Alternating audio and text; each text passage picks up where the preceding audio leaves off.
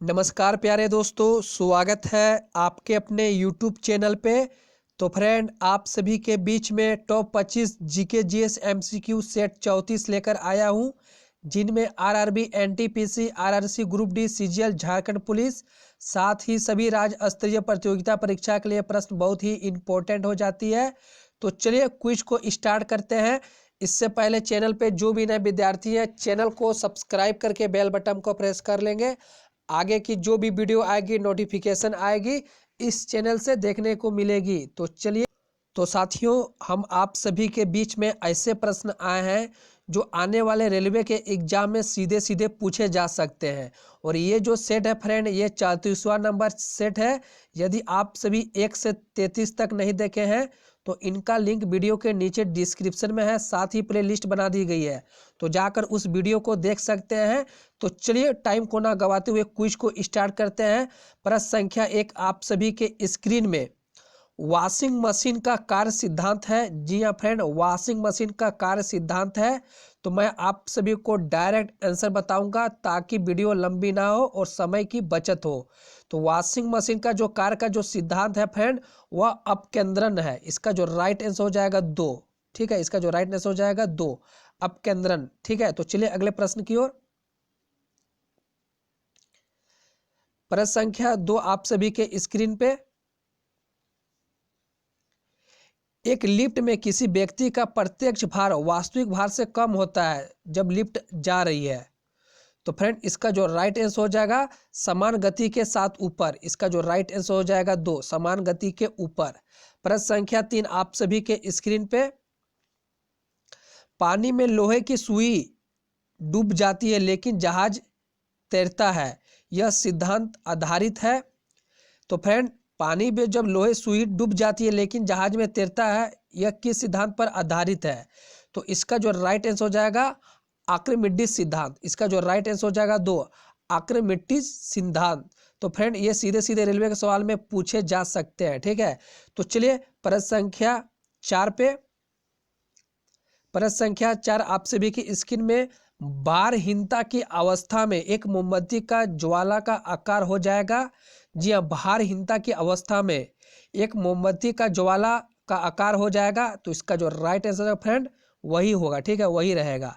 इसका जो right answer हो जाएगा 4। ठीक है, तो सारे प्रश्न को आप सभी को नोट डाउन करते चले जाना है। तो चलिए प्रश्न संख्या 5 आप सभी के स्क्रीन में, पानी के एक गिलास के ऊपर एक बर्फ का टुकड़ा तैर रहा है। जब बर्फ पिघलती है, जब पानी का स्तर पर क्या प्रभाव होगा?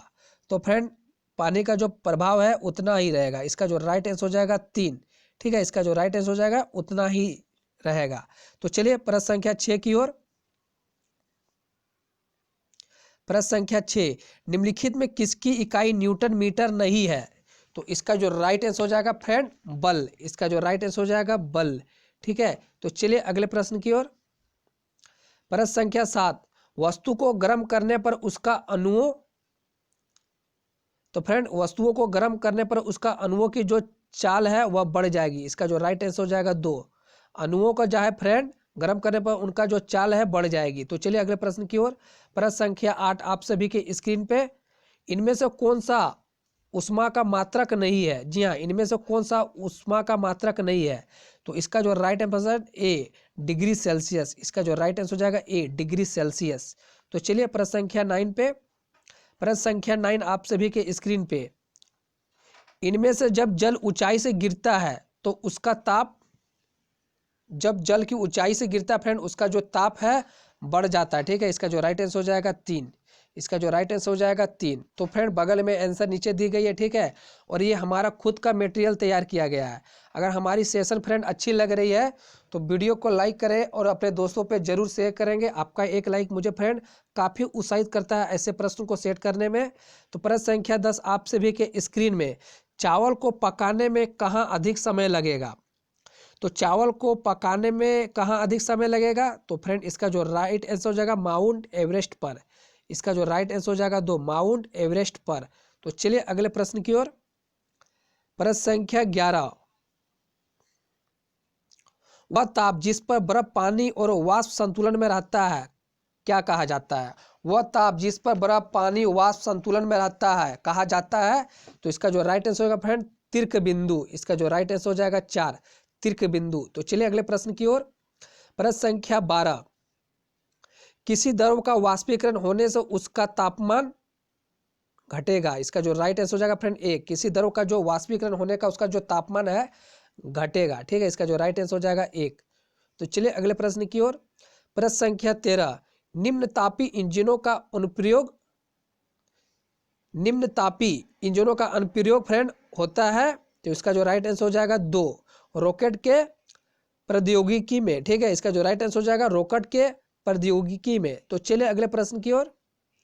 प्रश्न संख्या 14, वायुमंडल में प्रकाश का विसरण का कारण है। तो इसका जो कारण है फ्रेंड वायुमंडल प्रकाश का जो विसरण का जो कारण है धूलकण। इसका जो राइट आंसर हो जाएगा 3 धूलकण।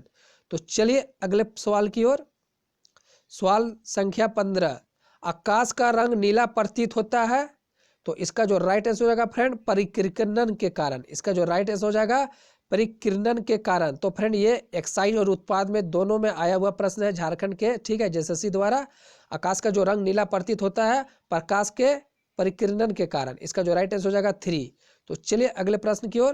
प्रश्न संख्या 16, तो फ्रेंड देख सकते हैं ये हमारा खुद का मटेरियल तैयार किया गया है झारखंड डिफेंस जॉब। इंद्रधनुष कितने रंग दिखता है। तो इसका जो राइट आंसर हो जाएगा फ्रेंड 7। ठीक है, इंद्रधनुष में जो रंगों की जो संख्या होती है 7 रंग दिखते हैं। तो चलिए प्रश्न संख्या 17 पे, मृग तृष्णा बनने का कारण है।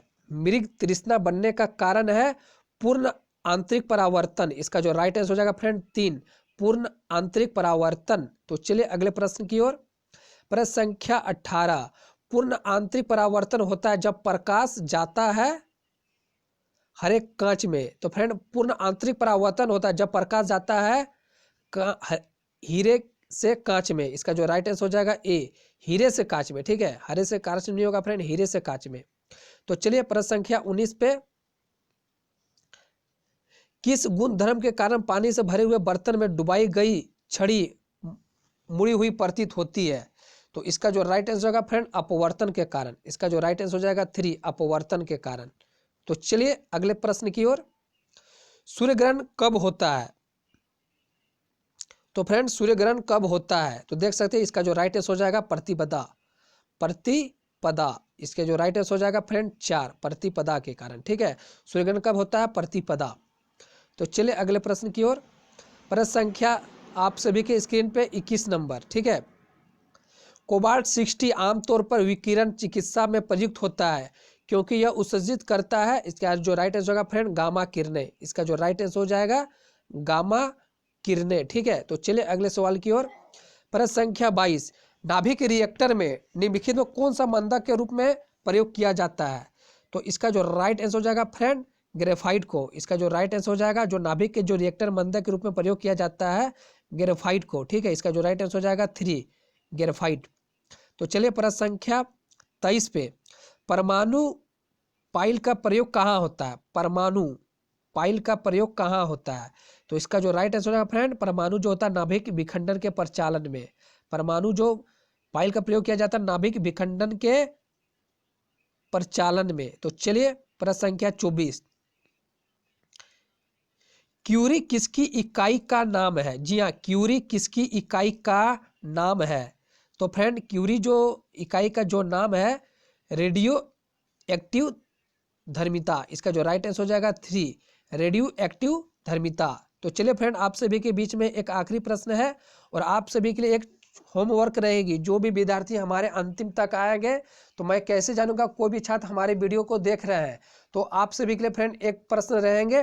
तो चलिए पहले ये प्रश्न को देख लेते हैं। रेडियो सक्रियता यानी रेडियो सक्रिय पदार्थ उत्सर्जित करता है। तो इसका जो राइट आंसर हो जाएगा फ्रेंड अल्फा किरणें, बीटा किरणें, गामा किरणें। इसका जो राइट आंसर हो जाएगा उपयुक्त सभी। तो आप सभी को फ्रेंड बताना है विश्व शरणार्थी दिवस कब मनाया जाता है। विश्व शरणार्थी दिवस कब मनाया जाता है कमेंट में जरूर बताएं। मुझे बहुत खुशी मिलेगी फ्रेंड जो भी छात्र कमेंट करेंगे विश्व शरणार्थी दिवस कब मनाया जाता है। और वीडियो को अच्छी लगी फ्रेंड सेशन तो वीडियो को लाइक करेंगे और दोस्तों पे इस वीडियो को ज़्यादा से ज़्यादा शेयर करेंगे। ठीक है, तो फ्रेंड मिलते हैं अगले क्लास में, तब तक के लिए धन्यवाद।